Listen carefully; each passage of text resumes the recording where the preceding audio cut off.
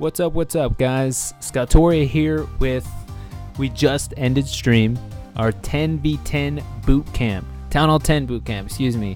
I stream it pretty much every other day almost now on Twitch, where I pick a troop comp, 10v10 of course, because I am a brand new 10, keeping in mind, my king is still pretty low, he's level 31 right now. Everything else is pretty much max. I got 40 level queen, and we'll actually go over troop comp here shortly when I show you guys the attack I did live on Twitch. I got the 10v10 with Hogs. What I'm going to do tonight is I'm going to show you the base that we planned on.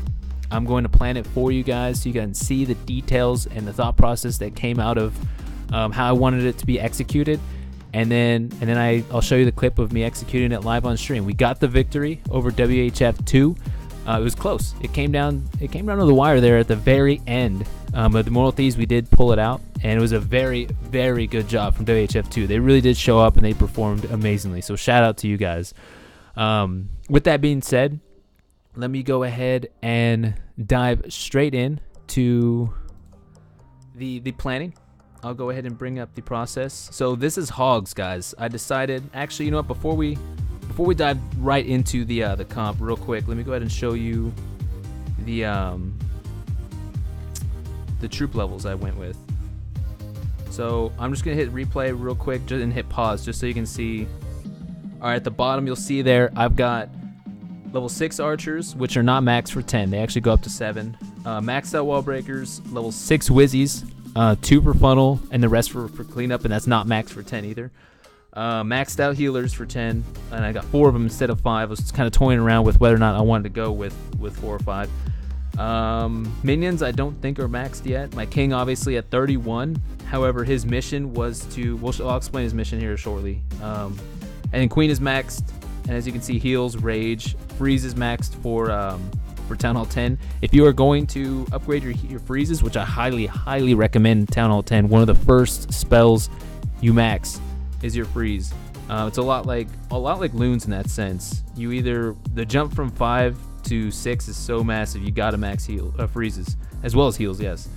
So that's troop comp down there, and then let's go ahead and bring up Skitch so that way you guys can see how I planned it out, how it was executed. So when it comes to Hogs, guys, something that you guys want to take note of is when you're running, whether it be queen charge or shattered bowlers, something along those lines. Personally, I like to run queen charge. Get into the base. You have to take out at least 1 inferno. Definitely the archer queen, preferably both, but I understand a lot of Town Hall 10 bases you got heroes on both sides.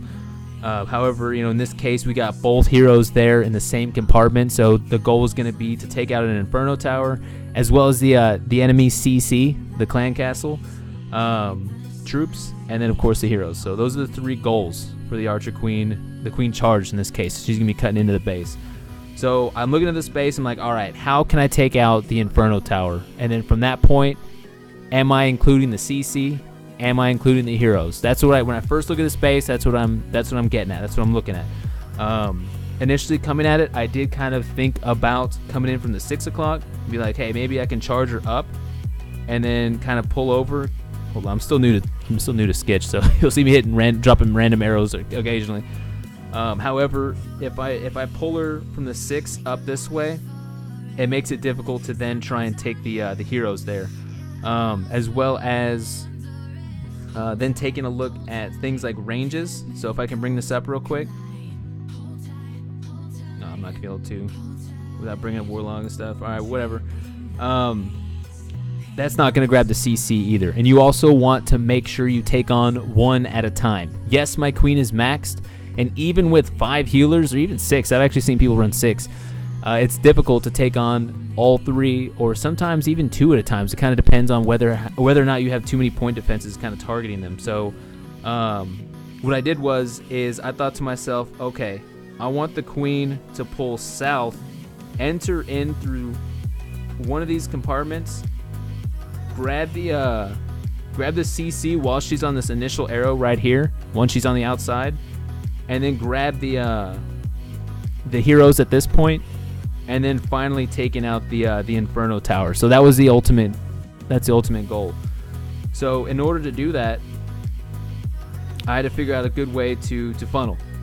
So in order to make sure she goes left, let's go ahead and use, for wizards, let's go ahead and use blue. I dropped one wizard here, preferably a little bit to the right. So that way, after those wizards take that out, it's not a huge deal if they grab the gold storage, but it's a perk, because that way if they grab the gold storage, they both grab it. It would be this wizard grabbing that one, and then this one grabbing that elixir collector. That's less work on the hogs at the end for cleanup, because on these type of attacks, guys, timing is key. Your hog run has to be started preferably at the minute 20 mark, minute 30, kind of dependent on how spread out the base is. With the base this spread out, you got to start that hog run as soon as possible, because it's going to come close to time, which it ended up doing. So at that point, I got the funnel established with those wizards, so that's where I decided to drop the queen right here. I actually tried to make her far right of that building, and yes, it matters, because if I made her too far left, then she could actually end up targeting that collector when her goal is to grab all three, or this whole wall of buildings. So that way I can drop my wall breakers accordingly. So I had to drop her to the right of that building, and then I dropped my healers on her left-hand side. A little bit of a thing when it comes to queen walks, queen charges, is you put the healers where you want her to go. So that way it kind of helps minimize the movement of them, especially if I'm toying around so close to an air defense, as you can see there at the 6 o'clock. Whenever she starts to path left, the healers aren't going to move much. They're not going to get accidentally dragged into an archer tower, air defense, or whatever. So you put them on the side that you want her to walk, essentially. So I drop them there. They grab the queen, and then as she starts to come close to that line of buildings, that row of buildings, how we discussed before, I actually end up wanting to drop a rage spell. Since I'm only running 4 healers, I end up wanting to drop a rage spell right here. Oh, hold on. Right about here. Because since she's going to be targeted by 3 maxed out point defenses, actually the wizard, no, yeah, it is maxed out point defenses, especially that expo, those healers aren't going to be able to keep that queen alive. So I'll go ahead and drop that rage over her, as well as those healers, excuse me, she's going to be able to pick up all those buildings in a timely manner as well. Because like I said, when it comes to hog runs, it's you got to start that run sooner than later, because you will run out of time for your cleanup. And I think I ran 6 wizards on this attack too, and it's still kind of real close. So I would drop that rage there. She clears those. As soon as I drop the rage, my plan was, we'll use white arrow for the king. I drop the king right here, so that way he can start tanking that archer tower you see there at the 6 o'clock. Because as soon as the queen, because she's going to start padding this way. She's going to start padding this way. As soon as she takes out that air defense there, then that'll open up the wall breakers to hit that X right there. See that X right there between the archer tower and the air defense? I want the wall breakers to land right there and open it up for the queen to cut in. So as soon as she takes that air defense down, that will allow my initial test wall breaker, because I did get a scout. My test wall breaker, he's going to come in here and he's going to pass straight to that X in the wall. Test wall breaker to trigger a bomb, which we saw from a scout that there was a little bomb there. And then right after I drop that one wall breaker, I'm actually going to drop 1 hog. I'm going to drop 1 hog right over here, so that way it can pull the CC. Remember, guys, when I said whenever you do a queen charge hogs, you want to take on one thing at a time. CC, heroes, Inferno Tower. One thing at a time. That way you make sure they go down, and that way the hogs can successfully make their run around the base. All right, so drop the 1 hog. That'll either lock onto the Expo or the Inferno, both of which are within CC range, so that's fine. Queen is going to start making her way around. Once that wall break is open, she's going to make her way. Let's go ahead and make this arrow a little bit smaller so I can focus more on the queen. She's going to make her way in. And this is where she's going to lock eyes. By the time the CC has been drawn, she's going to be targeting these buildings in the core, and the CC will be linking up with her. During this time, the king will be activating his ability because he'll be on the town hall by this point. And his mission, guys, his mission is to take out, for starters, to clear this padding so that way the queen pulls in toward the inferno. So you're getting rid of all the garbage on that side of the base, as well as to take out that mortar, because we're going to end up bringing our hogs in there so they pass straight to that next inferno tower. So his whole goal in life is to clear that side of the garbage, and then to take on that mortar. Once that mortar goes down, then his job is done. He can just die off. All right, so we drop the poison. As soon as, let's go ahead and show where that's going to be dropped. As soon as we see the CC coming out and where she's going to be in relation to it, we drop a poison right there. Queen locks eyes with it. I have a minion on standby, so that way, because it ends up, we saw it from a scout that it was a hound loon. So once she pops that hound, I have a minion on standby to help protect those healers, to keep them going. Remember, we only have 4 guys. And then as well as once it pops, I actually drop another rage over her and the healers right in there. So that way she can clear those pups. She can clear a lot of this point defense in the core, and then make her way into those heroes, the king and queen. Now, something to keep in mind. Normally you would want to actually save the phase ability until she links eyes with the Inferno Tower. However, by the time she gets to the Inferno Tower, as you can see, she will have cleared all that point defense, so she won't be targeted by anything except for the Inferno. So you can actually save that poison for Skellies for the hog run, and then activate her phase on the heroes, so that way she can take them out. You're saving a spell, and then she's going to let me go ahead and get rid of that circle. Sorry guys, like I said, I'm still relatively new to this sketch thing. And she makes her way to that Inferno and then takes it out after she takes out the heroes. All right, so then Hogs, once that mortar is cleared, as soon, because remember, time is of the essence. As soon as you see her starting to link up, like once she sees that Inferno Tower, that's when you start your hog run, because time is of the essence. I know I sound like a broken record, but it's important. I do a 3-finger drop. Let me go ahead and use, like I said, we'll use orange for hogs. 3-finger drop, it means, what I mean by that is I use my finger, like all 3 fingers, hit it all at the same time. They all come out, and I try and hold on to 6 hogs, because I end up wanting to drop them over here for once the hogs start making their padding. The padding goals is to this Inferno, and then of course cycling through the rest of the base and then clearing it. So that's the ultimate, like the padding goal that I envision for this attack. I try and sit on 6 hogs when I do that initial deployment. However, during the actual attack, I think I ended up I think I dropped too many hogs. I had like 3 on standby for that mortar. However, it's still executed same as planned. I was able to bring down that mortar and force those hogs into those wizard towers, because that's where it really comes down to. All right, so during the scout, we found out there was actually a giant bomb and Teslas here in the core. So what I did was I actually decided to use a heal spell early. So let's go ahead and showcase that. As soon as we see the Inferno lock eyes with those hogs that are coming in, I went ahead and dropped a freeze spell. Now that actually is the distance between that Inferno and that wizard tower is actually enough to where I can catch both the wizard. Why does it keep doing that? Where I can actually capture the wizard and the Inferno at the same time. I swear, this app just does not like me. Hold on, zoom in. Okay, where you can actually grab both. However, just to stay on the safe side, I ended up bringing a little bit more on the Inferno heavy. That way, because if you miss the Inferno with the freeze, then your attack is ripped. Then you're done. So I went ahead and put it a little bit more on the Inferno side, and that was it.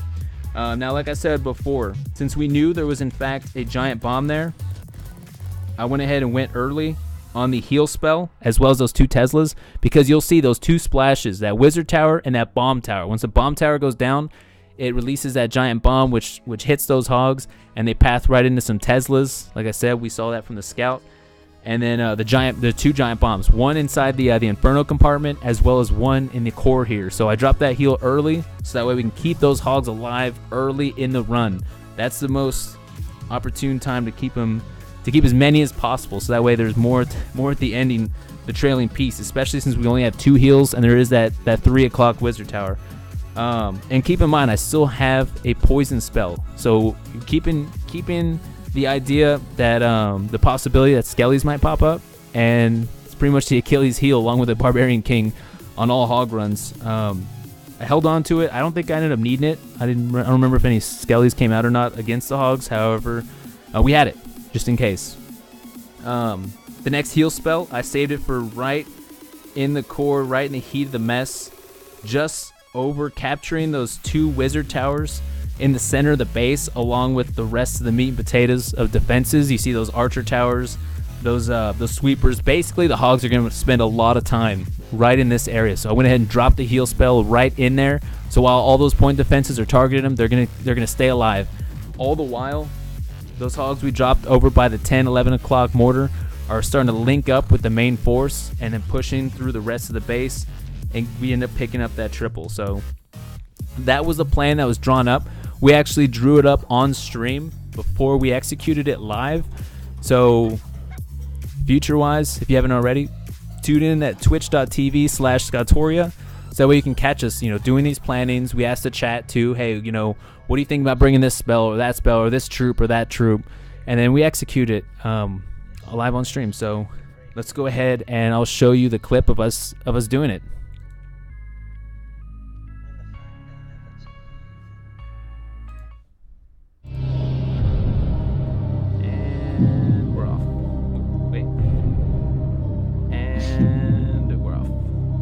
Was boom, boom, boom. Oh, may have put her a little bit too far right, but we'll see.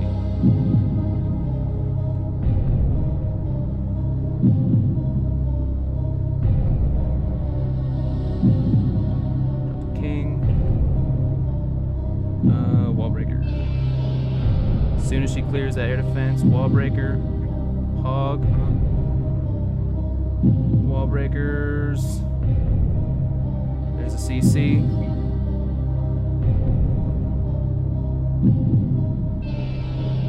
Activate king ability. Minion on standby. Oh, come on, boys. Keep note of the king. Make sure he takes out that mortar. I've got 9. Here we go. Pop. There's the minion. We're actually gonna get the charge out. Make sure she gets in the core.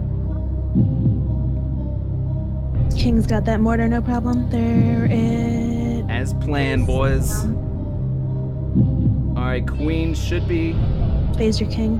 We're gonna go ahead. Oh, I phased her a little bit early.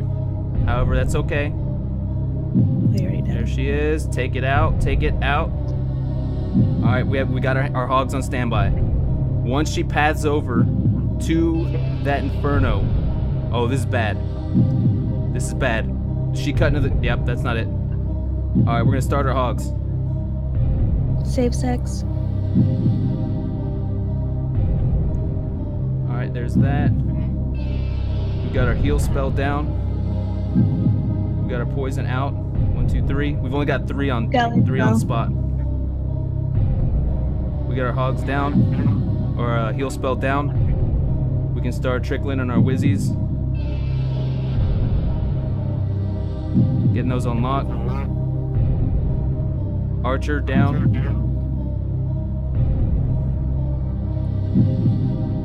Wizzy down. Archer.